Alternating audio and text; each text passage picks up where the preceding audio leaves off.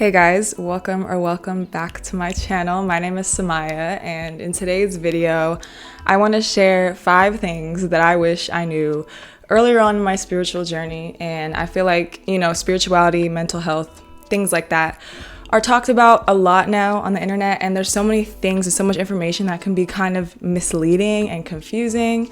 And I've definitely been through all of that, and I just want to share what I've learned and just some things I wish I could tell my younger self going through this. But I'm glad that I didn't know any of this stuff, because then I could actually learn it, and now I can share it with you guys and any of you that may be embarking on this journey. So yeah, I don't want this intro to be too long, so I'm just gonna go ahead and get straight into it. So the first thing that I wanted to talk about is that you are not a project that just constantly needs to be worked on. And what I mean by that is, when we get into this world of spirituality and healing, you encounter things like shadow work and like journaling and becoming your best self, working to become your highest self, which are all beautiful and amazing things, and they're essential, like for growth, right? But when you center your whole life around that and make that all the work that you're doing, number one, it can just get tiring to feel like you have to fix something all the time. And number two, you don't allow yourself to actually live and enjoy life. And also, when you do that, you're not allowing yourself to integrate the things that you have been writing down and things that you've been learning. Sometimes the only work that you really need to do is just be present in life, and life is going to teach you things either way. Like, you're going to be put in situations where you have to apply what you've learned, where you have to actually show up as the embodied version of yourself that you're working on, right? Or, life is going to give you new situations, new lessons. And I just feel like life is just such a huge teacher to really pay attention to. And that's why I think it's so essential to not only, go deep and dig deep on yourself and your past and why you are the way you are and all that type of work, but also balance that with living in this present moment, living in real life, because that is what is going to really, really skyrocket you further and not just make you feel like you're constantly needing to work on something. I've heard someone refer to this as like the healing trap, and it definitely can feel like that when you're feeling like you're constantly having to fix something about yourself or constantly having to heal. And for me personally, when I was, doing all that deep inner work, doing all the journaling and shadow work and looking at these triggers and really going deep into myself, I found that it got to a point to where I was digging and digging and digging, and there wasn't really anything coming to the surface, and it would frustrate me because I'm like, I'm trying to be the best version of myself here. Like, isn't there more to do? Isn't there more healing to do? And then I just eventually put my hands up and was like, you know what? Let me just live my life and integrate everything I'm learning and just let life teach me. Once I did that, I felt so much more free, and the lessons actually were coming, but more naturally. It didn't feel like I was forcing things, and it felt like more of a flow. So now, I balance that. Of course, like, I still journal and still like write about things that I'm going through or whatever, but I've balanced that out with being present in life now, and it just feels so much more freeing. So yeah, this is your reminder to just think about that. If you're someone who can tend to get stuck in that loop, can tend to feel like, there's always something to do and there's always something to look at within yourself, look at life. That's my message on that one. Look at life and you will find a lot. So the next thing that I wish I understood a little better earlier on is that you are your own guide, you are your own teacher, you are your own guru, you are all of that. You have so much knowledge and wisdom within you. And when you first get into spirituality, there's just so much knowledge, so many layers to it, so much information everywhere, right? And we can get into reading spiritual books, which I think are great and very great tools when you're first learning about all this stuff. We can get into reading and listening to spiritual teachers and what people have to say on the internet and stuff like that. And while that can be helpful and great, don't let that take away from the wisdom and the knowledge that you have within you. And honestly, that's what a lot of these spiritual teachers are trying to tell you, most of them at least. If there's a spiritual teacher or a guru that is trying to tell you that you need them, run. But a lot of these teachers are really just invoking and bringing out the power within you, and that's why it's resonating with you, maybe the things that you're hearing. And so the people that you look up to, you have those same qualities. You have that wisdom too. They are not the only ones. There's no chosen ones. Everybody has the ability to connect. Everyone has the ability to connect with their intuition, to connect with their spirit, to connect with guidance within them. So don't feel like you're below anyone or that people are above you. You are very important and you play such an important role in your own life. For me, in the beginning of my spiritual journey and my awakening, I was, reading a lot of books, listening to podcasts and spiritual teachers and watching all these YouTube videos. And I remember I was even on TikTok. I was very curious and I was just wanting to know more.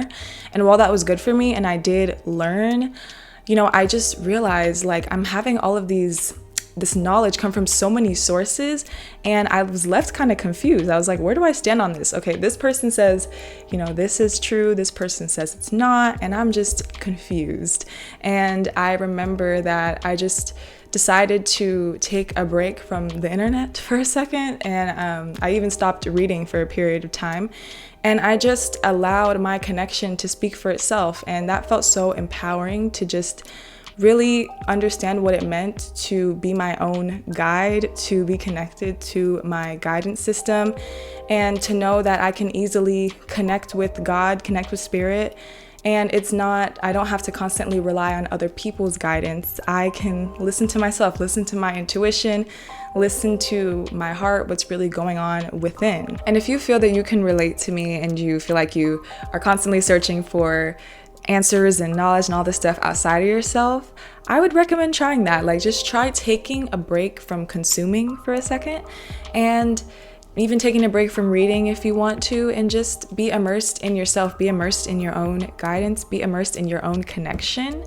And try for a month maybe and check back with yourself, write about what you learned. And just a little disclaimer, if there's any spiritual teacher or someone who calls themselves a guru or a healer that is making you feel like they are above you and that you need them, watch out for that. And just if there's anyone in your life that may have just a huge spiritual ego that makes you feel like, you need them and that their connection to God, their connection to the universe is stronger, and you can only, you should always take their advice and they know more than you, just lovingly let that person go and keep it pushing, because that's not true. You don't need anybody, you don't need anything outside of yourself, like I was saying.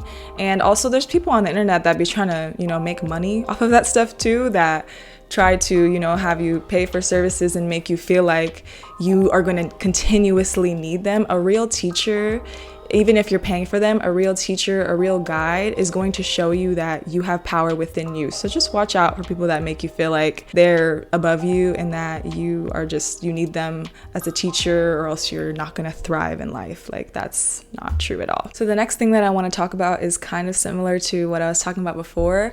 And it's that you don't need these physical things that people may advertise to you to be spiritual. And what I mean by that is crystals and incense and tarot cards and manifestation journals and all that type of stuff. You don't need them. They're great tools, and I'm not saying they're bad at all. I have some of those things and I find them helpful, but you don't need it. That's not the end all be all. Spirituality is so much more than a look or an aesthetic and what you have. You can literally have none of that stuff and still be very much spiritual. There's so many people that don't own any of those things, that own barely anything and are just as spiritual. And it's not necessary to own those things. Now, if you would like to, that's a different story, but it's not necessary. So don't feel like you need to rely on so many things. Again, there's a theme.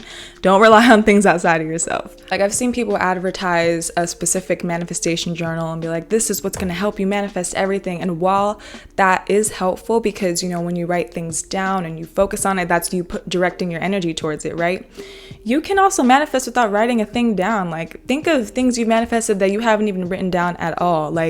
So really, all you really need is what you have, your mind, your spirit. That's all you really need. And it's you don't need to go out and buy these rose quartz crystals and this incense to attract a relationship. Now, if you want to do that and you have the financial means to, go ahead, go have fun, do what you want, but don't feel like you have to, because you can still very much, attract these things without having certain physical things. And you also don't have to look a certain way to be spiritual. You don't have to dress a certain way. You don't have to live the same exact lifestyle as someone you see that's spiritual. Be your own authentic self. That's the most spiritual thing you can do, honestly. Tap into what's authentic for you, tap into what you love, tap into what makes you feel alive, and go by that. That's what I would say for that.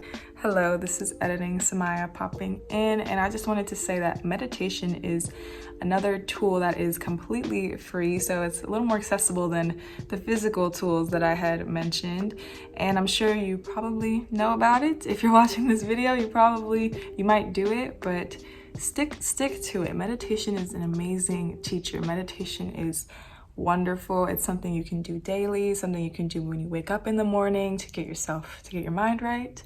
And yeah, definitely stick to meditation. That's something I've definitely stuck to throughout these years.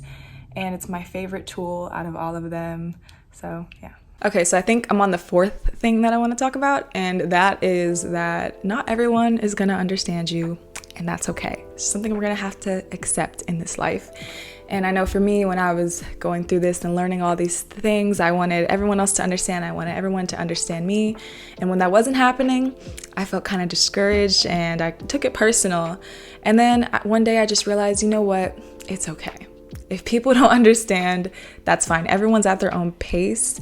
No one is better than anyone. We're just all doing the best we can. We're at our own pace in life, and that's okay. But also, I don't need to have certain people in my life that don't understand as well. So if you're going through this with maybe friends or family that don't understand you or are not aligning or resonating with you, when it comes to friends, just really look at that and really see if you want those people in your life as you're evolving, as you're, learning and kind of changing as a person maybe.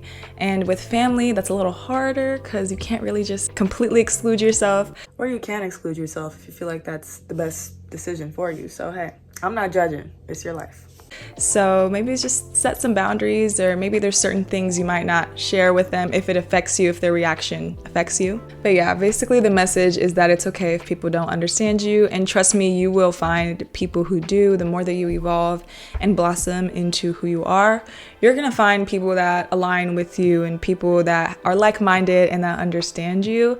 And I know sometimes there are those times where it feels very isolating and it feels like you're losing and people just aren't aligning and people aren't understanding. But from that space is great power. From that space, you can hone in on the type of people you actually want in your life. And so, yeah, it's all good. It's not personal at all. Everyone has their own perspective, has their own things that they're going through. So their perspective on you isn't personal. And if people think you're crazy, people think you're crazy. That's okay. I know it's a lot easier said, but it's totally okay. And yeah. So the fifth thing that I want to share is that it's okay to feel negative emotions sometimes. And it sounds so funny saying this out loud, but if I understood this back then, it would have saved me so much anxiety and just given me a lot of clarity. Because I feel like, especially on the internet, I see people saying like, negative emotions are low vibrational and you can't feel them. All these horrible things are gonna attract into your life if you feel these emotions, and that's just not true. There's a difference between dwelling in a negative emotion and just allowing yourself to feel one. Like if you're feeling depressed for months and you can't get out of the slump, of course you're gonna notice more things in your life that make you feel sad and all these things. But if you're just allowing yourself to feel a feeling that's coming up maybe out of a reaction, that's different. And either way, we're human. Like, we are allowed to feel emotions. And of course you would want to feel happy, but sometimes these emotions come up. And I think what's really important is emotional intelligence and understanding your emotions rather than just suppressing them because they're negative and you feel like you have to feel happy all the time. And so when you begin to understand your emotions and why they're coming up and what they're teaching you, it's a lot more empowering. It doesn't feel you don't feel like a victim to your emotions, but you're not suppressing them either. And so negative emotions can teach us a lot of things. Negative emotions can show us what we want in life, what we don't want in life, and that helps us sculpt and carve out the lives that we want. So hey, there's other things that come out of it. But yeah, I just throw away that thought that you cannot have negative emotions at all and that you're bad, because that can cause you to spiral even more and give you more anxiety, especially if you're feeling something and then you're like, I shouldn't be feeling this.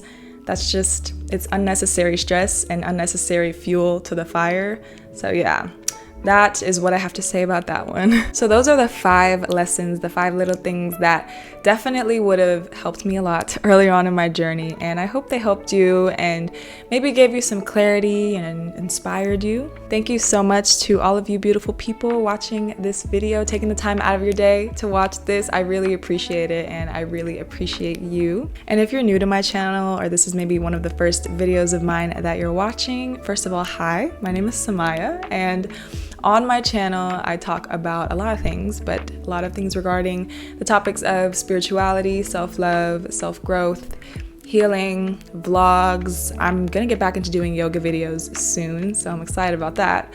But yeah, if you are interested in any of those things, it would mean a lot to me if you subscribed, and I would just love for you to join the family. I hope all of you are having a great day or a great night wherever you are out there, and I will see you guys in the next video. Bye.